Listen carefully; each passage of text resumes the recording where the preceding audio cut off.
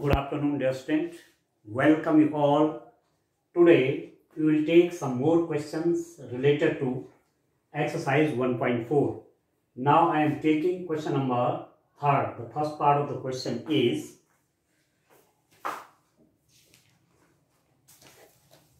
देखिए dear student, अपने अपनी बुक में आप देखिए क्वेश्चन नंबर 3rd क्या है. The following real numbers have decimal expansion as given below. In each case, decide whether they are rational or not. If they are rational and of the form p by q, what can you say about the prime factor of q? Prime factor of q. Now, Hindi में क्या है, कुछ वास्तविक संख्याओं के दशमलव प्रसार नीचे दिए गए हैं. प्रत्येक स्थिति के लिए निर्धारित कीजिए कि यह संख्या परिमेय संख्या है या नहीं. यदि यह परिमेय संख्या है और p बाई क्यू के रूप के है तो q के अभाज्य गुणनखंडों के बारे में आप क्या कह सकते हैं. क्वेश्चन नंबर 3rd का फर्स्ट है ये. ठीक है, ये जो नंबर है आप एक डेसिमल है 43.12345678 9. अब आप देख रहे हैं डेसिमल एक्सपेंशन कैसा है, शांत. हिंदी में कहेंगे शांत, इंग्लिश में कहेंगे terminating. Decimal expansion is terminating. दशमलव प्रसार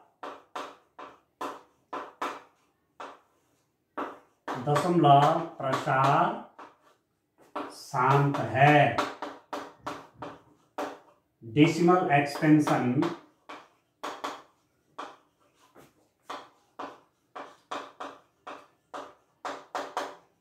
is terminating.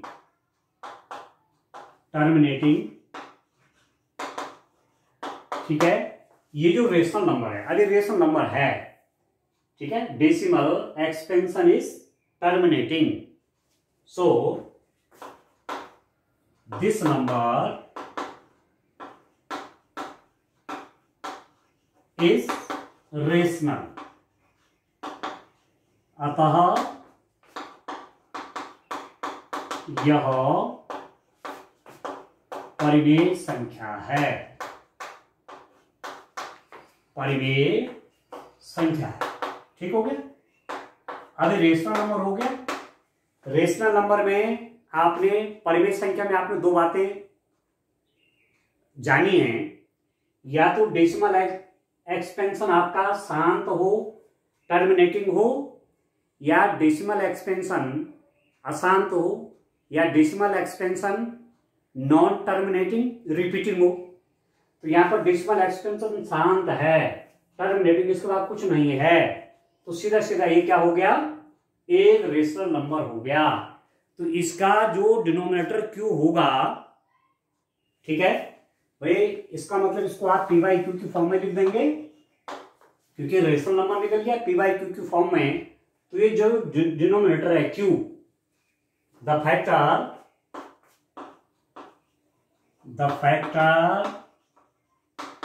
of q will be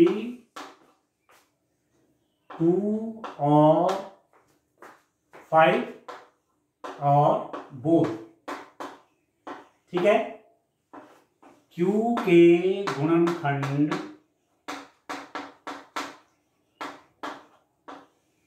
2 या 5 या दोनों होंगे.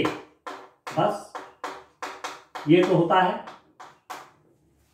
ठीक है दोस्तों, p बाई क्यू के रूप में कोई रेशनल नंबर है और उसका डेसिमल एक्सपेंशन क्या है, शांत है. क्योंकि क्वेश्चन नंबर 2 में आपने सभी किया है. क्वेश्चन नंबर 1 और 2 में जहां डेसिमल एक्सपेंशन शांत है और निकाला गया आपने क्वेश्चन नंबर 2 में जो परिमेय संख्याएं शांत रूप के उनका डेसिमल एक्सपेंशन निकाला था आपने. ठीक है, तो डेसिमल एक्सपेंशन जो शांत है मीन्स टर्मिनेटिंग है. ठीक हो गया. उनका जो डिनोमिनेटर क्यू है, क्योंकि वो रेशनल नंबर है, तो जो डिनोमिनेटर क्यू है, जो हर क्यू है, उसके फैक्टर या तो 2 होगा या 5 होगा या दोनों होंगे. ठीक है, क्यू के गुणनखंड 2 या 5 या दोनों होंगे. या तो 2 होगा या 5 होगा या 2 या 5 दोनों होंगे. ठीक हो गया. तो इस टाइप से इसका आंसर लिखना है. दूसरा आप देखिए, आप यहां पर लिख देंगे दशमलव प्रसार शांत है, मैंने लिख दिया कि रेशनल नंबर है। ठीक हो गया, मतलब यह परमेय संख्या है। दूसरा जो पार्ट है इसका वो है डियर स्टूडेंट 0.120 1200 12000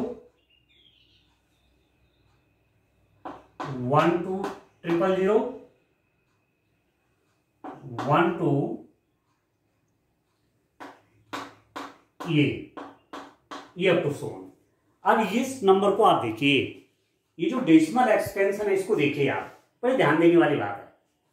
इसको देखिए 120, फिर क्या है 1200, फिर क्या है 12000, फिर 12000 मीन्स रिपीटिशन एक ही टाइप के नंबर का नहीं है।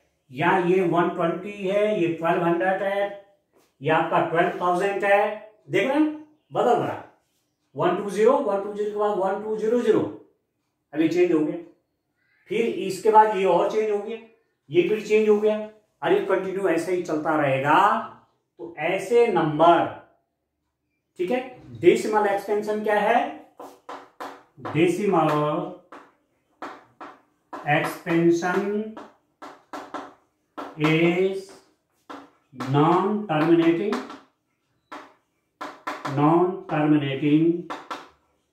Non repeating. So this is a irrational number,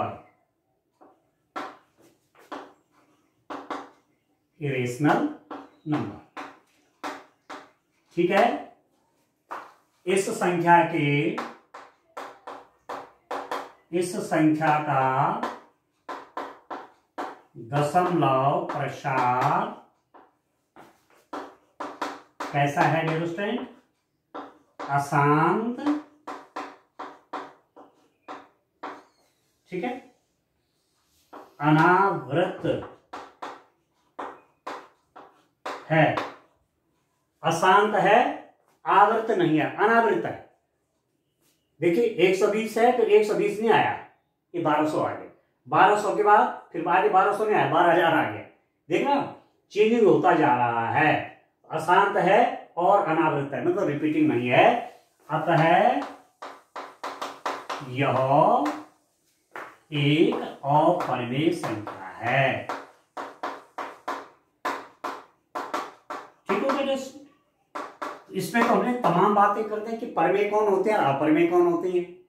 ठीक है, तो यदि दशमलव प्रसार एक तो नॉन टर्मिनेटिव अशांत हो और रिपीटिशन नंबर में नहीं है, एक पैटर्न नहीं मिल रहा है आपको नंबर्स का, वही नंबर रिपीट नहीं हो रहे हैं, तो अशांत अनावृत है, अतः यह एक अपरिमेय संख्या है। दिस इज ए, क्या लिखा, non terminating, non repeating, so this is an irrational number. ठीक हो गया। अब इसका थर्ड पार्ट देखिए, तो इसका थर्ड पार्ट क्या है, इस टाइप से आपने इनको करना है, इन क्वेश्चंस को। अब मुझे लगता है कि लगभग सब कुछ डिस्कशन किया जा चुका है। अब आपको परिमेय और अपरिमेय, रेशनल और इरेशनल नंबर की ठीक से जानकारी हो गई होगी कि कौन नंबर रेशनल होते हैं, कौन नंबर इरेशनल होते हैं। ठीक हो गया। अब आप देखिए इसका थर्ड पार्ट देखते हैं स्टूडेंट। इसके थर्ड पार्ट में क्या है उसको देखिए आप। क्वेश्चन नंबर 3 का थर्ड पार्ट देखिए।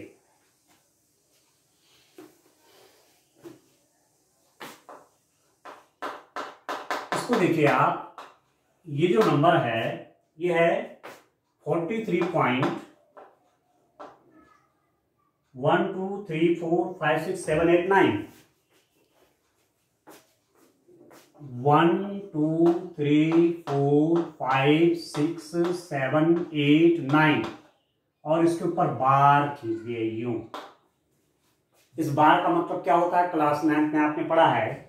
यदि मैं कहीं पर लिख दूं कि 5.34 इसके ऊपर बार लगा दूं इसका मतलब होता है 5.34343434 चलता रहेगा। ये 34 का रिपीटिशन, 34343434 इसका रिपीटिशन हो रहा है।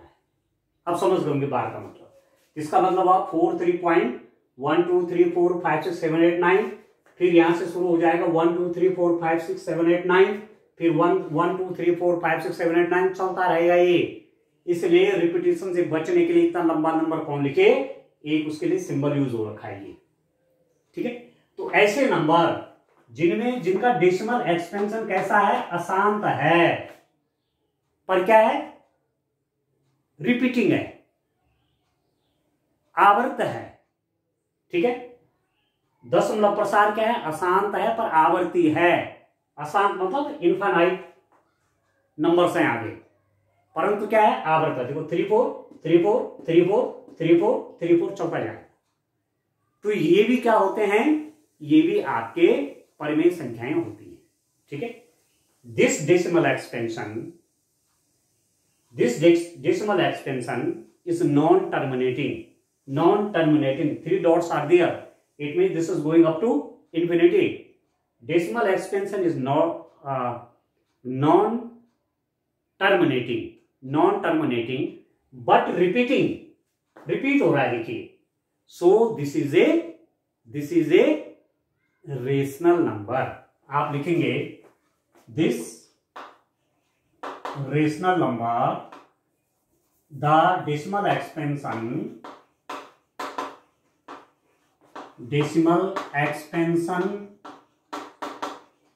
of this rational number, मैंने रेशनल नंबर लिख दिया उसको। ठीक है, या दिस नंबर कर लीजिए, चलो मैं लास्ट में लिख देता हूं, दिस नंबर is non-terminating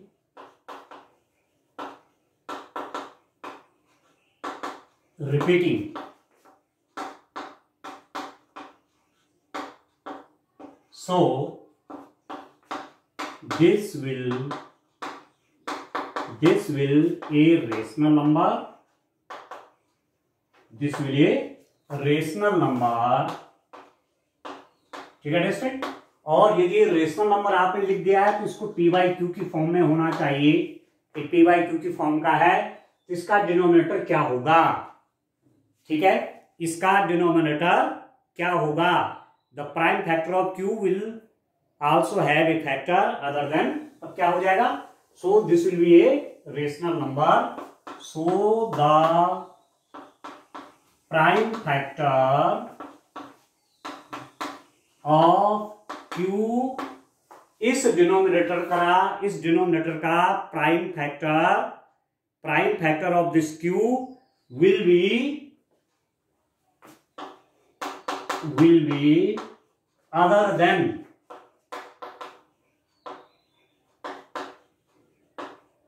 2 और 5। इसका prime factor of Q will also have a factor, so the prime factor of q will be the prime factor, इसकी लैंग्वेज ठीक से बना लेते हैं, ये जो q होगा किस फॉर्म का होगा, so the prime factor of q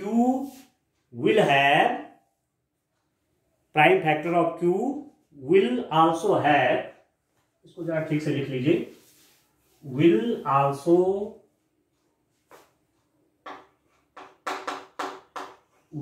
also have, so this will be a rational number, so the prime factor of q will also have a factor other than 2 और 5।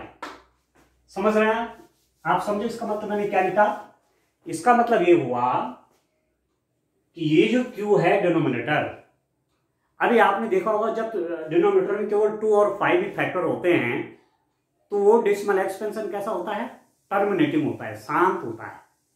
पर यदि 2, 5 या उसके अतिरिक्त कोई और हो, 3 हो सकता है फैक्टर, 7 हो सकता है फैक्टर, 11 हो सकता है, 13 हो सकता है डिनोमिनेटर में, तो वो फिर रेशनल नंबर तो होता है पर वो नॉन टर्मिनेटिंग रिपीटिंग होता है, ऐसा बनेगा।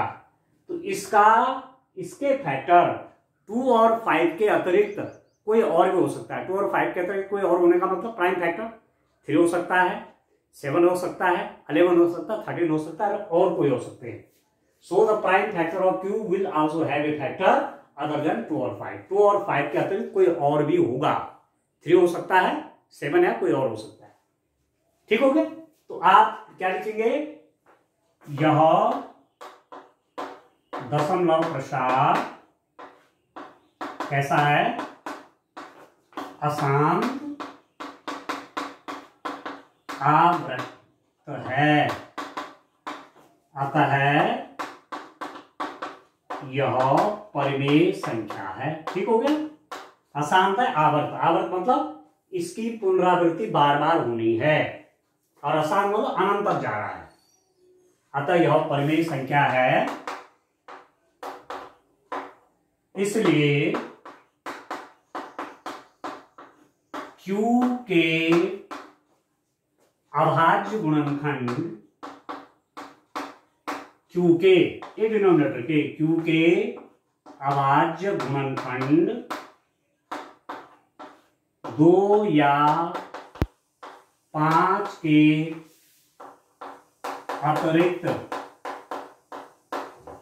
कोई और भी होगा। ठीक है? ठीक है, तो इसका डिनोमिनेटर, इसके फैक्टर 2 या 5 भी आ सकते हैं, और इसके अतिरिक्त कोई और तो आएगा आएगा, या तो 3 आ रहा होगा, या तो 7 आ रहा होगा, या 11 आ रहा होगा, 13 आ, या कोई और प्राइम फैक्टर, बस ऐसा लिखना। ठीक है दोस्तों? तो कुल मिला के आपका आज चैप्टर नंबर 1 कंप्लीट हो गया है। हमने चैप्टर नंबर 1 के क्वेश्चन सारे कर दिए हैं, कोई क्वेश्चन आपके लिए नहीं छोड़ा है, और आपके लिए छोड़ा है तो केवल छोड़ा है रिवीजन। आप रिवीजन करेंगे, ठीक हो गया? आप रिवीजन करिए, आप अपने हिसाब से क्वेश्चन को करिए। ठीक है? जहां आपको दिक्कत आती है आप YouTube चैनल के ऊपर क्वेश्चंस देख सकते हैं। अब मैं नेक्स्ट चैप्टर शुरू करूंगा आपका। ठीक है स्टूडेंट? नेक्स्ट चैप्टर आपका अब हम शुरू करने जा रहे हैं। ये हैं पॉलिनोमियल्स, बहुपद। क्या होते हैं बहुपद, उसके बारे में आज आपको मैं डिटेल में बताऊंगा। वैसे आप पहले भी जानते हैं, पहले से भी आप जानते हैं। ठीक है? पिछली कक्षाओं में भी आपने बहुपद पढ़े हैं, 8th क्लास में पढ़ा है, 9th में भी आपने पढ़े हैं बहुपदों के बारे में, पॉलिनोमियल्स के बारे में। ठीक है? तो चलिए चैप्टर है मेरा नेक्स्ट चैप्टर आपका आता है बहुपद, पॉलिनोमियल्स। ठीक है दोस्तों? पॉलिनोमियल्स,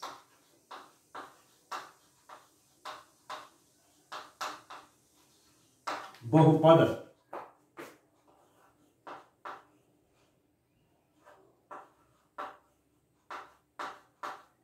ये आपका चैप्टर बहुपद। क्या होते हैं बहु, मतलब अधिक, पद टर्म। ठीक, टर्म क्या हुआ, जैसे आपने कहा x एक टर्म है,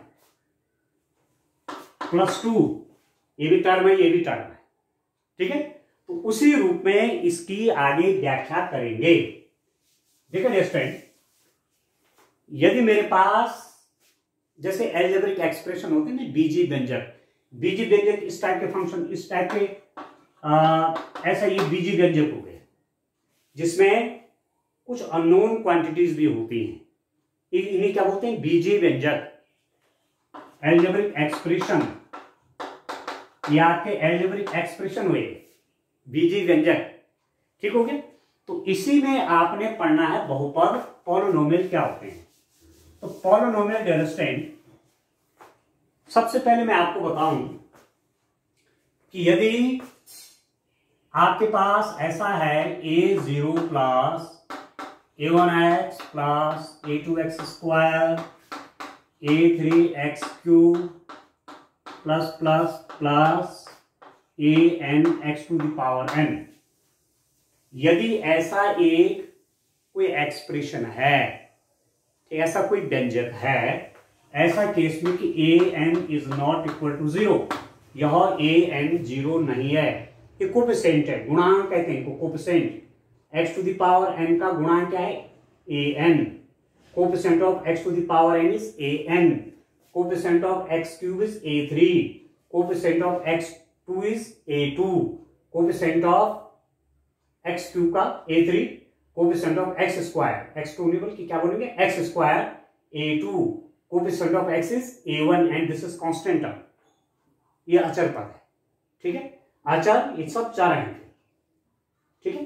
तो इसको बोलते हैं आप बहुपद, ये हो गया बहुपद,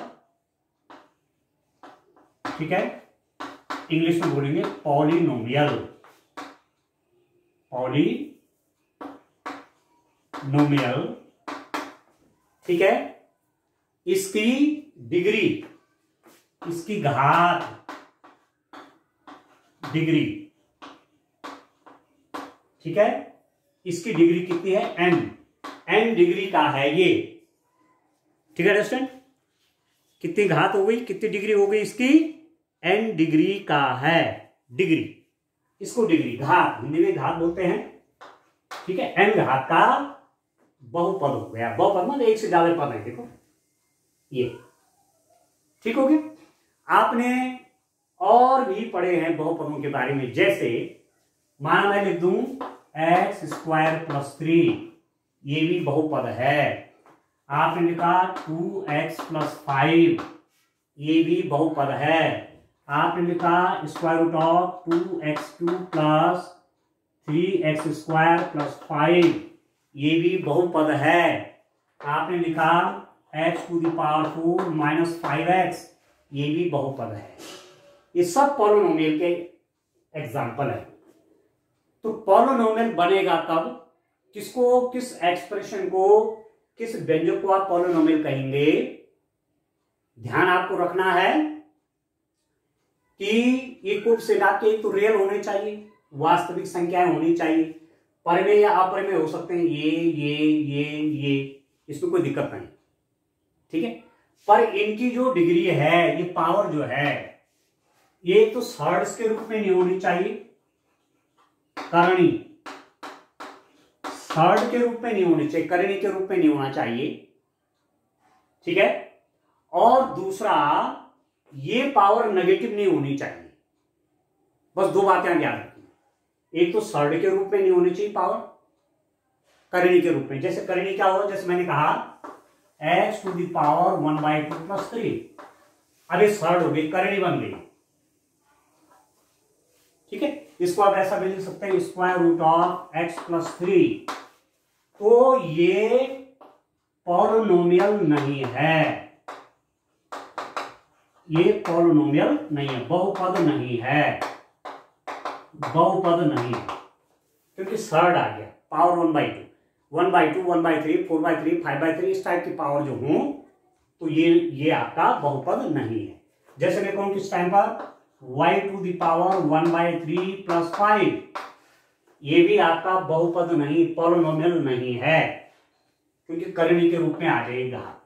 ये जो आपकी डिग्री बन रही है, ये किस रूप में हो गई, ये फ्रैक्शनल फॉर्म में है, ऐसा नहीं होना चाहिए, ठीक हो गया, ठीक हो गया। और क्या नहीं होना चाहिए, दूसरी बात क्या नहीं होना चाहिए कि इनकी जो पावर है, ठीक है, जो आपके चर हैं, जो आपके चर हैं, ये चर है ना, x जो वेरिएबल हैं, उनकी पावर नेगेटिव नहीं होनी चाहिए। कैसे, जैसे x to the power -2 plus आपने कहा 3x, ये पावर क्या हो गई, नेगेटिव हो गई, तो ये भी बहुपद नहीं है, ये पॉलिनोमियल नहीं है, ये भी पॉलिनोमियल नहीं है, ठीक है।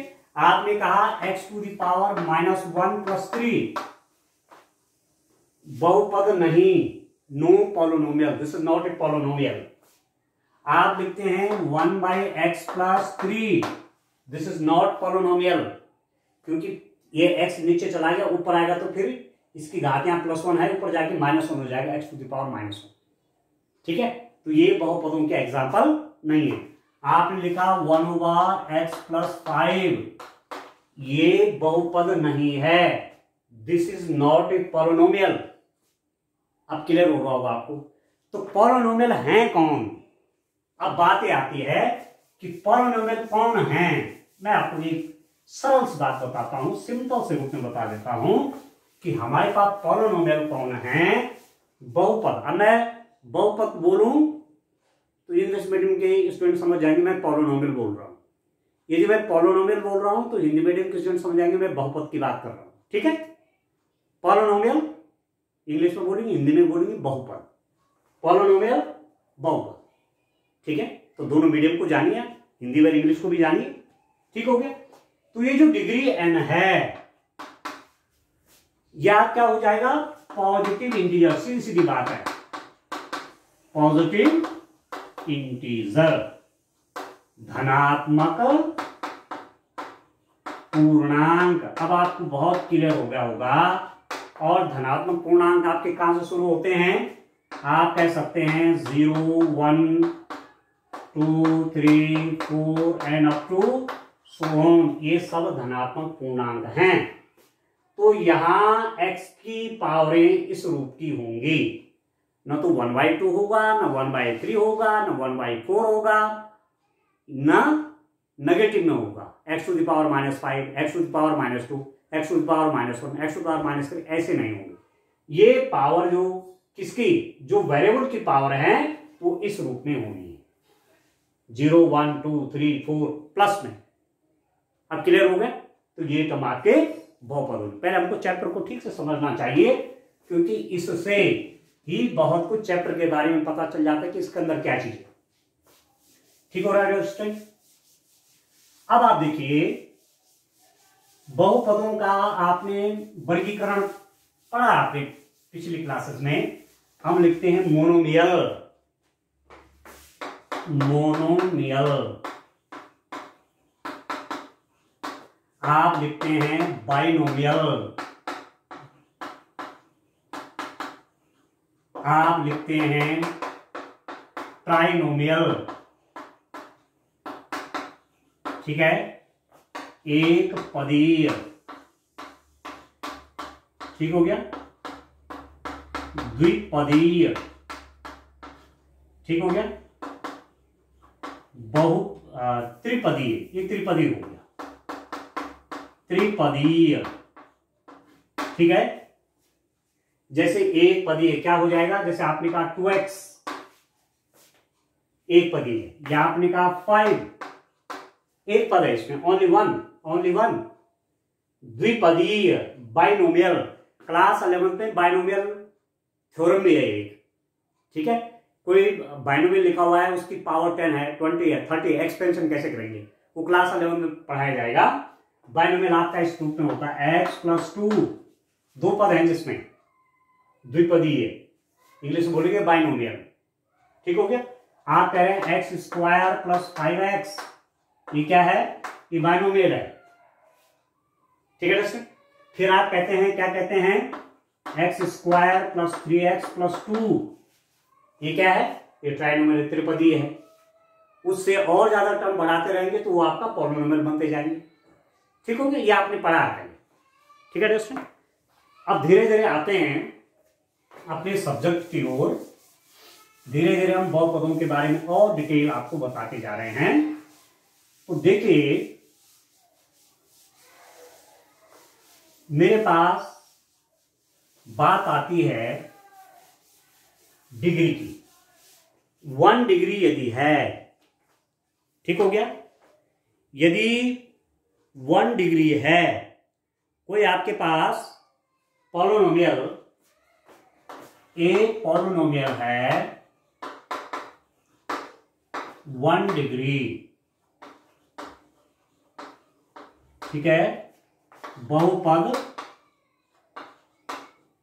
एक घात का,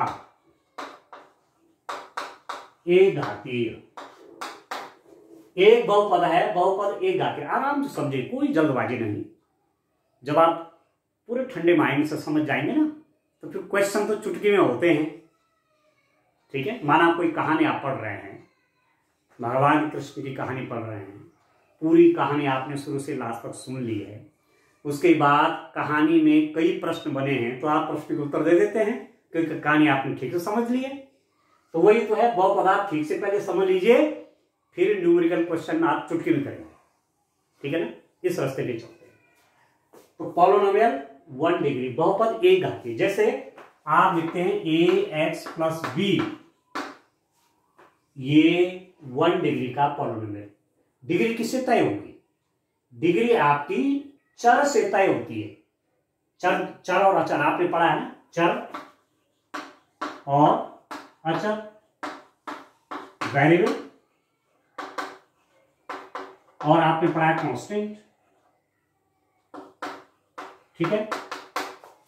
अब जैसे x है, ये क्या है? वेरिएबल है, दिस कैन वेरी। अब हमको पता नहीं कि x क्या है। जैसे मैं कहूं, आपसे कहूं कि मेरी पॉकेट में कितने कितने रुपीज हैं, अब यू कांट से एग्जैक्टली, केवल मुझे मालूम है कितने हैं। तो जब मुझे तो पता है कितने हैं, तो मैं जब बोलूंगा तो उतने निकल जाएंगे, वो कांस्टेंट के रूप में हो गया। पर आप जब गेस करेंगे, कोई बोलेंगे 50 रुपीज है, कोई कहेंगे 100 है, कोई कहेंगे 200 है, कोई कहेंगे 500 है, तो वो किस रूप में आंसर आएंगे? वेरिएबल के रूप में।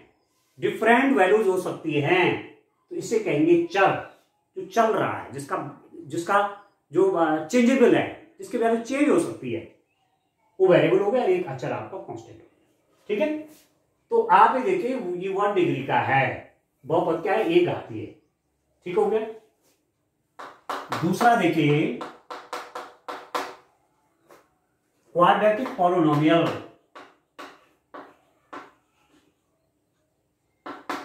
क्वाड्रेटिक पॉलिनोमियल, ठीक है, द्विघात बहुपद, द्विघात क्वाड्रेटिक। अभी क्वाड्रेटिक इक्वेशन भी पढ़ेंगे आप आगे, ठीक है। द्विघात बहुपद क्या हो? जिसमें घात 2 हो, डिग्री क्या हो? 2 हो। जैसे मैं लिख दूं ax² plus bx plus c, a is not equal to 0, यहां पर a की वैल्यू 0 नहीं थी। यदि a 0 हो जाएगा तो फिर 1 डिग्री का नियोगन, ठीक है, तो 0 हो जाएगा। तो a is not equal to 0, इसे कहेंगे क्वाड्रेटिक पॉलिनोमियल, ठीक है, द्विघात बहुपद। अब घात देखो 2 है ना, पावर ये डिग्री 2 हो गई, ठीक है, ax² plus bx plus c, polynomial मतलब वेरिएबल की पावर देखेंगे और वो भी मैक्सिमम पावर देखेंगे। यानी वेरिएबल इसकी पावर 1 है, इसकी पावर 2, तो मैक्सिमम वाली पावर देखी जाएगी कि पॉलिनोमियल की डिग्री कितनी हुई, पॉलिनोमियल की घात कितनी हुई। जो अधिकतम चर वाली घात है उसको लिया जाएगा। तो यहां पर आप देखिए 2 घात का है, ठीक हो गया। तीसरा होता है, तीसरा आपके पास क्यूबिक पॉलिनोमियल, त्रिघातीय बहुपद, 3 घात का। मैं कैसे लिख रहा हूं? ax³ plus bx² plus cx plus d where a is not equal to 0। ये आपका क्यूबिक पॉलिनोमियल है, त्रिघातीय, 3 घात का है। क्यूब आप समझते हैं, क्यूब मींस पावर 3। तो देखो ये वेरिएबल है, इसकी पावर 3, यहाँ पर वेरिएबल की पावर 2, यहाँ पर वेरिएबल की पावर 1 है, तो मैक्सिमम पावर क्या 3 है, तो इसे बोलेंगे क्यूबिक पॉलिनोमियल, ठीक है, त्रिघातीय बहुपद, ठीक है दोस्तों। अब इसके बाद मैं आऊंगा, इनके जीरोस पर आएंगे। इनके जीरोस किसको कहते हैं? ठीक हो गया। जीरोस पॉलिनोमियल के क्या होते हैं? बड़ा इंटरेस्टिंग है। एक बात और कह देता हूं आपको, जब आप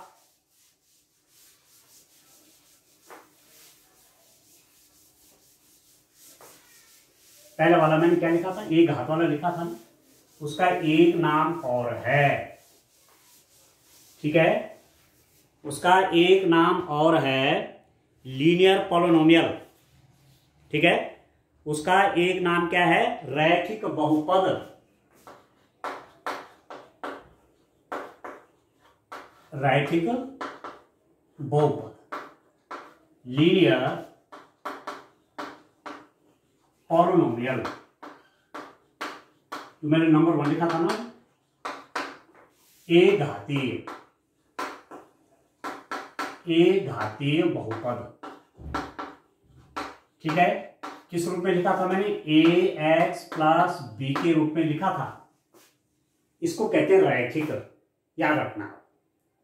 आप जब इसका थर्ड चैप्टर शुरू करेंगे वहां लीनियर इक्वेशन है, रैखिक समीकरण, रैखिक का मतलब जब भी आता है, लीनियर वर्ड आपके पास जब भी आता है, लीनियर इक्वेशंस आगे पढ़ेंगे, इसका मतलब वहां वेरिएबल की पावर है 1, ठीक है। वेरिएबल की पावर कितनी है, 1, चर की घात कितनी, 1। यदि किसी भी व्यंजक में, किसी भी एक्सप्रेशन में वेरिएबल की पावर 1 हो, उसे आप कहेंगे रैखिक या लीनियर पॉलिनोमियल, ठीक है दोस्तों। तो इसका जब आप ग्राफ खींचते हैं, आप ध्यान रखना, वो हमेशा आपको स्ट्रेट लाइन मिलेगी, एक सरल रेखा मिलती है। किसका पावर, सरल रेखा, ये सरल रेखा मिलेगी, लाइन है, ठीक है। किसका, ए घातीय बहुपद का जब आप ग्राफ खींचते हैं तो सरल रेखा मिलती है, इसीलिए इसको रैखिक बोला गया, रेखा, लीनियर लाइन के रूप में निकलता है इसका ग्राफ, ठीक है। दूसरा मैंने आपको बताया था क्वाड्रेटिक पॉलिनोमियल, ठीक है, द्विघातीय बहुपद,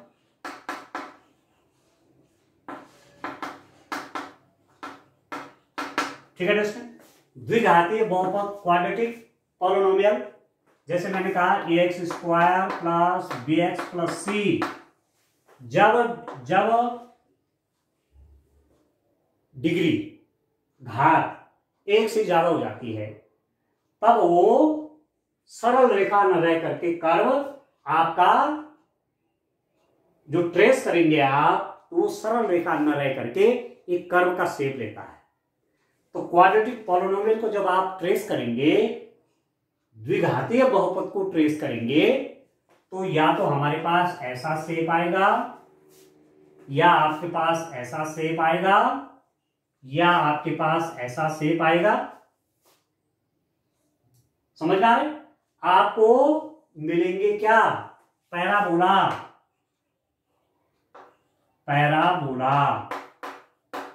ठीक है, परवलय मिलते हैं आपको, क्लास 11 में डिटेल में पढ़ते हैं आप इसको, पैराबोलास को, परवलय मिलती है, इस टाइप का शेप होगा, यूं होगा, ठीक है।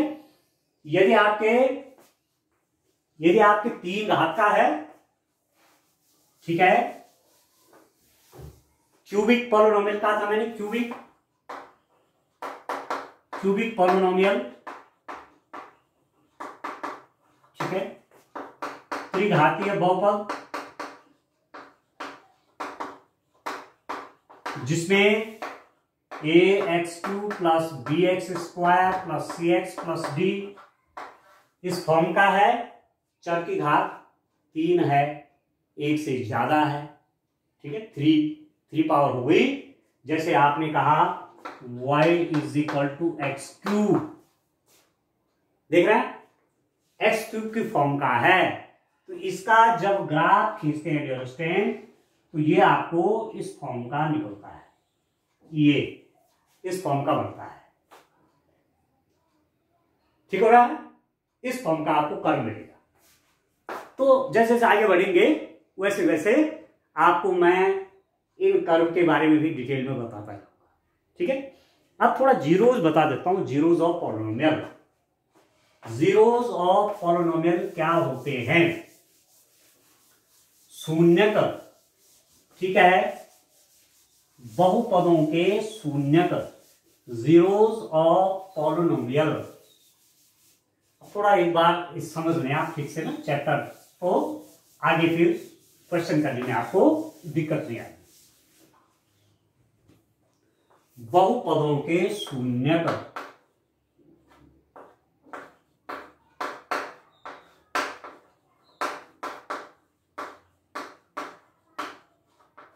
zeros of polynomial। शून्य क्या हुआ, ठीक है। जैसे मैं कहीं पर लिख दूं x माइनस 1 फॉर एग्जाम्पल, ये बहुपद है, कैसा है, लीनियर है। लीनियर हुआ कि नहीं हुआ, लीनियर, ठीक है। रैखिक या एक घातीय रैखिक बहुपद हो गया, लीनियर पॉलिनोमियल हो गया, रैखिक बहुपद हो गया। इसमें मैं इफ यदि x इज इक्वल टू 1 कर दूं, यदि मैं x इज इक्वल टू 1 इसमें रख दूं तो मेरे पास x माइनस 1 हो जाएगा 0। x की जगह पे 1 कर दूंगा, 1 माइनस 1 क्या हो गया, 0 हो गया, ठीक है। तो x आप लिखेंगे x is equal to 1 is the zero of polynomial x minus 1। x is equal to 1 बहुपद x माइनस 1 का शून्यक है। ठीक हो गया, आ गया समझ में। शून्य क्या होता है, चर की वो वैल्यू रखने से जिसमें बहुपद की वैल्यू क्या हो जाए, शून्य हो जाए। The value of that variable, the value of that variable which the value of that variable which I put in polynomial and we get the result 0। ठीक है, पॉलिनोमियल में वेरिएबल की वैल्यू रखने से, ठीक है, जब पॉलिनोमियल की वैल्यू 0 हो जाती है तो उसे कहते हैं जीरो ऑफ द पॉलिनोमियल। ठीक हो गया, एक एग्जांपल और देता हूं, ठीक हो गया, एक एग्जांपल आपको और देता हूं। एक मैं क्वाड्रेटिक वाला केस लेता हूं, मैं ले लेता हूं x square minus 3x plus 2। ठीक है, x square minus 2x plus 3, ये कैसा पॉलिनोमियल, ये क्वाड्रेटिक है, क्वाड्रेटिक द्विघात बहुपद, ठीक है, पॉलिनोमियल, क्वाड्रेटिक पॉलिनोमियल हो गया। If x is equal to 1, यदि मैं इसमें x इज इक्वल टू 1 कर दूंगा, x square minus 3x plus 2 आपका कितना हो गया, x की जगह पे 1 कर लीजिए, 1 स्क्वायर माइनस 3 इंटू 1 प्लस 2, तो कितना बन जाएगा 1 माइनस 3 प्लस 2, और प्लस 2 और प्लस 1 3 बन गया 0। ठीक हो गया, तो आप लिखेंगे 0 of the polynomial is x is equal to 1, बहुपद का शून्यक x इज इक्वल टू 1 है। बहुपद का शून्यक means zero of the polynomial means जो पॉलिनोमियल की वैल्यू को 0 कर दे। ये था पॉलिनोमियल, इसमें मैंने x इज इक्वल टू 1 कर दिया, उसने पॉलिनोमियल को 0 बना दिया, तो यही तो हो गया जीरो ऑफ द पॉलिनोमियल। एक x इज इक्वल टू 1 रखा, अब मैं फिर रखता हूं x इज इक्वल टू 2 रखने पर, putting x is equal to 2, x is equal to 2 रखे पॉलिनोमियल में, X square minus 3x plus 2 is equal to, X जगह पे 2 करिए, 2 स्क्वायर माइनस 3 इंटू 2 प्लस 2, जहां जहां x वहां 2 करते जाइए, तो 2 स्क्वायर माइनस 3 इंटू 3x का मतलब क्या हुआ 3 इंटू एक्स, तो 3 इंटू 2 प्लस 2, अभी कितना हो गया 4 माइनस 6 प्लस 2, और ये भी आपका 0 हो गया। When I put x is equal to 2 in this quadratic polynomial, we get 0। जब इस क्वाड्रेटिक पॉलिनोमियल में x is equal to 2 करता हूं तो इसकी वैल्यू क्या हो जाएगी, 0 हो जाएगी।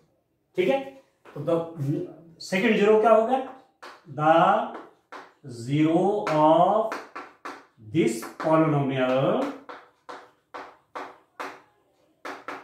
Is x equal to 2। इस बहुपद का शून्यक कितना हुआ स्टूडेंट, x इक्वल टू 2 है। तो एक तो आया था x इक्वल टू 1 भी 0 आया था, और x इक्वल टू 2 भी 0 आया था। x इक्वल टू 2 पे भी इस पॉलिनोमियल की वैल्यू 0 आई, और x इक्वल टू 1 पर भी 0 आई। तो रिजल्ट क्या लिखेंगे, जीरोस ऑफ द पॉलिनोमियल। अब एक नहीं दो हो गए, जीरोस ऑफ